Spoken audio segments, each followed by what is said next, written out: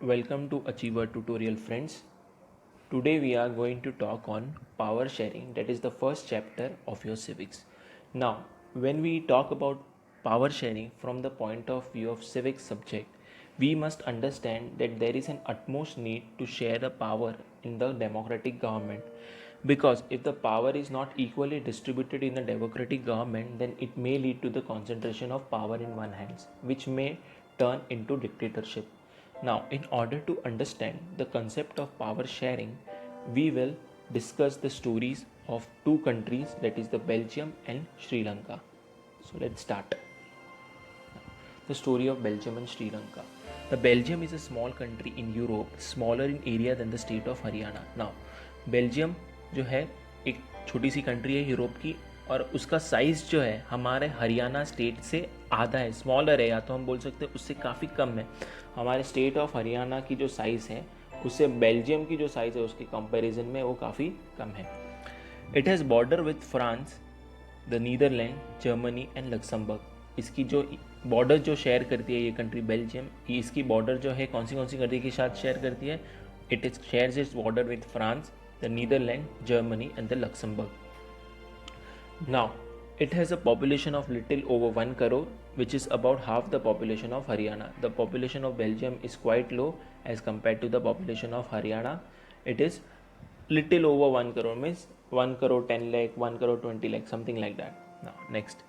The ethnic composition of this small country is very complex. Ethnic matlab common cultural people following a common culture. Now, this ethnic composition of this particular country is very complex. Why? Out of the total country's population, 59% live in the Flemish region and speaks Dutch language. 40% people live in the Wallonia region and speaks French language, and remaining person speaks the German language. Now, this different region I will explain you in the map, which will be in the next slide, which will be in the coming slides. Next, in the capital city Brussels, 80% people speak French while 20% are Dutch speaking. Now, in the capital city of Brussels, that is the Brussels is the capital of the Belgium, more than 80% of people living there speaks French while 20% of the people living there speaks Dutch. Now, next. The minority French speaking community was relatively rich and powerful. Now, even though the population which speak French in Belgium is very low, but still they were very much rich as compared to the people speaking Dutch. This was resented by the Dutch speaking community, who got the benefit of economic development and education much later. This led to tension between the Dutch speaking. अब यहाँ पे जो है Dutch लोगों को इससे काफ़ी problem होती थी. क्यों? बिकॉज एक तो ऑलरेडी जो फ्रेंच बोलने वाले लोग थे काफ़ी कम थे, और इनका इकोनॉमिक डेवलपमेंट भी जो है इन फ्रेंच स्पीकिंग पीपल का काफ़ी जल्दी हुआ था as compare to Dutch speaking community. ये डच स्पीकिंग कम्युनिटी जो है एक तो पॉपुलेशन वाइज भी ज़्यादा थी, और बेल्जियम के बहुत सारे लोग जो है डच बोलते थे, लेकिन उसके होने के बावजूद भी जो ये डच लोग जो थे ये in French people speaking language के पीपल के सामने उनकी जो पॉपुलेशन जो थी वो काफ़ी कम थी, और लेकिन उसके बाद भी जो ये फ्रेंच बोलने वाले जो लोग थे इनका इकोनॉमिक डेवलपमेंट जो था as compare to the Dutch speaking people वो काफ़ी बेटर था. Now because of this there was a tension between the Dutch communities, but between the Dutch speaking people. Now this led to tension between the Dutch speaking and French speaking communities during the 1950s and 1960s. The tension between the two communities were more acute in Brussels. Now this led to because there was a difference in the economic development between the French speaking people and the Dutch speaking people. It led to the tensions between the two communities during the year 1950s and 1960s. Now the tension between the two communities was more acute in Brussels. ये जो tension जो था ये काफ़ी और भी ज़्यादा था ब्रुसेल, जो कि कैपिटल है बेल्जियम की. Now Brussels presented a specific problem. The Dutch speaking people constituted a majority in the country but a minority in the capital. अब ब्रुसेल की सबसे खासियत ये बात है, even though majority of the people living in Belgium were speaking Dutch language, but the majority of the people living in the Brussels were speaking French language. So this was a problem in Brussels, which is the capital city of Belgium. Next. अब यहाँ पे जो है मैंने आपको diagram दिया है यहाँ पे आपको बेल्जियम का। अब यहाँ पे हम देख सकते हैं कि बेल्जियम के नॉर्दर्न रीजन में जो है मोस्टली फ्रेंच बोलने वाले लोग, या तो फ्लेमिश रीजन जो है जो डच स्पीकिंग पीपल है, और वही हम हाँ, और वही जो हम सदर्न पार्ट में देखते हैं इस रीजन में, तो यहाँ पे भी जो है वेलॉन रीजन में फ्रेंच स्पीकिंग बोलने वाले लोग हैं। तो ऊपर के नॉर्दर्न पार्ट में जो है येलो रीजन जो दिख रहा है वहाँ पे जो है लोग डच बोलते हैं, और वही सदर्न पार्ट का जो हाफ ऑफ द रीजन है बेल्जियम का, यहाँ पे जो है फ्रेंच बोलते हैं। और यहाँ पे हम देख सकते हैं ये जस्ट बॉर्डर पे ये जो है जर्मन स्पीकिंग लोग हैं, और यहाँ पे जो है ये जो रीजन है ये जो है काफ़ी छोटा है, यहाँ पे ब्रुसेल्स कैपिटल है, ये देखो जो कि वहाँ पे जो है इस ब्रुसेल्स के कैपिटल में जो है मोस्टली जो है फ्रेंच बोलने वाले लोग हैं। ओके, तो होप सो आपको यहाँ तक ये मैप जो है काफ़ी अच्छे से क्लियर हो चुका होगा। Next, the story of Belgium and Sri Lanka. अब श्रीलंका की बात करते हैं। Now, Sri Lanka is an island nation we all know, which is to the southern coast of India. Now, just a few kilometers off the southern coast of Tamil Nadu, it is about 2 crore people, about the same as in Haryana. So the population of Sri Lanka is as equal to as the population of Haryana. Next, like other nation in the South Asia region, Sri Lanka has a diverse population. So as similar to the other nations in the South Asian region, the population of Sri Lanka is also very much diverse. Now, the major social groups are the Sinhala speakers. The Sinhala is a language which is quite spoken in the Sri Lankan country, in the Sri Lanka. Sorry.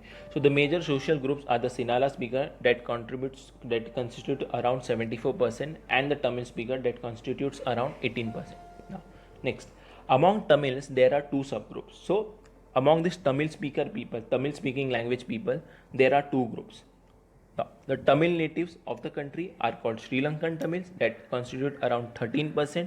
Now, the rest, whose forefathers came from India as plantation worker during colonial period, are called Indian Tamils. So, around 13% जो है Tamil speaking language में जो लोग हैं, जो तमिल भाषा बोलते हैं, उसकी 13% जो लोग हैं वो जो है श्रीलंकन तमिल से, और बाकी के जितने भी हैं वो इंडियन तमिल से। अब इंडियन तमिल्स उनको क्यों कहा जाता है? बिकॉज उनके जो फोर फादर्स जो थे वो श्रीलंका आए थे और वहाँ पे सेटल हो गए। अब वो श्रीलंका क्यों आए थे? For the plantation purpose. वो कब आए थे? जब ब्रिटिश का कॉलोनियल रूल था इंडिया में। Next, now most of the Sinhala speaking people are Buddhist. अब ये जो सिनाला भाषा बोलते हैं ये मोस्टली बुद्धिस्ट है, while most of the Tamils are Hindus और मुस्लिम। और जो भी तमिल जो है मोस्टली वो हिंदू या तो मुस्लिम से। देर आर अबाउट 7% क्रिश्चियंस, और उसमें भी जो है 7% क्रिश्चियंस है कुछ लोग, who are both Tamil and Sinhala. हाँ, अब मैं आपको वापस एक बार क्लियर करता हूँ। मोस्ट जो सिनाला भाषा बोलते हैं वो मोस्टली बुद्धिस्ट है, जो तमिल भाषा बोलते हैं वो हिंदू है या तो मुस्लिम है, और 7% ऐसे भी है क्रिश्चियंस, और उसमें से 7% कुछ क्रिश्चियंस हैं जो दोनों भाषा बोलते हैं, तमिल भी बोलते हैं और सिन्हाला भाषा भी बोलते हैं। Next, now in Belgium, the Dutch community could take advantage of its numeric majority and force it will on the French and German speaking population. Obviously, Belgium में जो है मोस्टली डच कम्युनिटी है, डच भाषा बोलने वाले लोग हैं, क्योंकि वहाँ पे जो इनकी मेजॉरिटी है, they can by force take the control of the Belgium country, from whom they can take the from on whom they will apply their force on the French speaking and the German speaking population, because the population of the French speaking people and the German speaking people is quite less as compared to the population of Dutch speaking people. Now this will push the conflict among communities further. If this happens, obviously it will lead to more conflicts in the community. This could lead to a very messy partition of the country. Both the side will gain control over the process. Obviously इससे अगर इस type की अगर complications create होगी country में, तो इससे जो है काफ़ी बड़ी प्रॉब्लम हो सकती है, और दोनों कम्युनिटीज़ में जो है, क्योंकि ऐसा भी प्रॉब्लम हो सकती है कि सिचुएशन जो रहेगी कंट्री की वो काफ़ी मैसी हो जाएगी या तो काफ़ी प्रॉब्लमेटिक हो जाएगी, और दोनों ही जो लैंग्वेज के, दोनों ही कम्युनिटी के जो लोग हैं वो ब्रुसेल्स को आधे आधे हिस्से में बांट देंगे, या तो बोल सकते हैं दोनों ही जो कम्युनिटी के लोग हैं, दोनों ही लैंग्वेज स्पीकिंग है, जो डच स्पीकिंग लैंग्वेज वाली पॉपुलेशन है और जो जर्मन और फ्रेंच स्पीकिंग लैंग्वेज वाली पॉपुलेशन है, दोनों ही जो है ब्रुसेल्स पे अपने अपने क्लेम करेंगी कंट्रोल करने के लिए।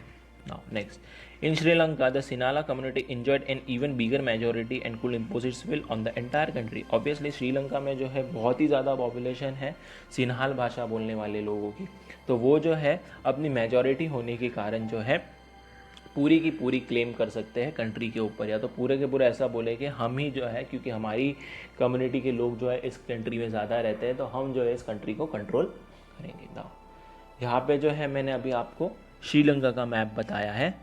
ओके, नाउ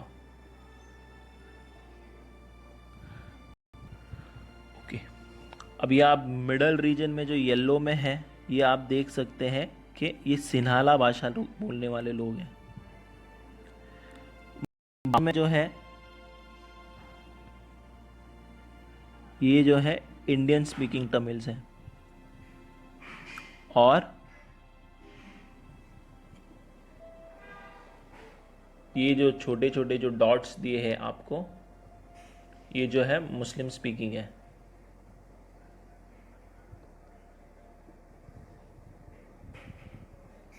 और ये जो बॉर्डर्स पे ये जो सब दिया हुआ है ये मोस्टली इंडियन तमिल्स है, सॉरी इंडियन तमिल्स नहीं, सॉरी श्रीलंकन तमिल्स है ये सारे रीजन को। तो इससे हम ये समझ सकते हैं कि मोस्टली जो है हमारे जो श्रीलंका जो है उसमें मोस्टली लोग जो है सिन्हाल भाषा बोलने वाले लोग हैं। इंडियन तमिल्स जो हम देख सकते हैं कि वो श्रीलंका के सेंट्रल रीजन में है, और मोस्ट ऑफ द श्रीलंका को पूरा सिन्हाल भाषा बोलने वाले लोग ही ने कंट्रोल किया हुआ है। या तो ऐसा बोल सकते हैं कि बहुत सारे लोग जो सिन्हाल भाषा बोलते हैं वो काफ़ी ज़्यादा तादाद में श्रीलंका में बसे हुए हैं। हार्डली लोग हैं जो श्रीलंकन तमिल्स है, और श्रीलंकन तमिल्स जो है वो मोस्टली बॉर्डर रीजन में, कोस्टल रीजन में सेटल्ड है। सो थैंक यू फ्रेंड्स, ये जो है यहाँ पे मैं आपका लेक्चर को रोकता हूँ। मैं आशा करता हूँ कि आपको ये लेक्चर पसंद आया होगा। नेक्स्ट लेक्चर में हम जो है इससे आगे कंटिन्यू करेंगे, और उसमें जो है हम मेजॉरिटेरियनिज्म पे बात करेंगे। Stay home, stay safe.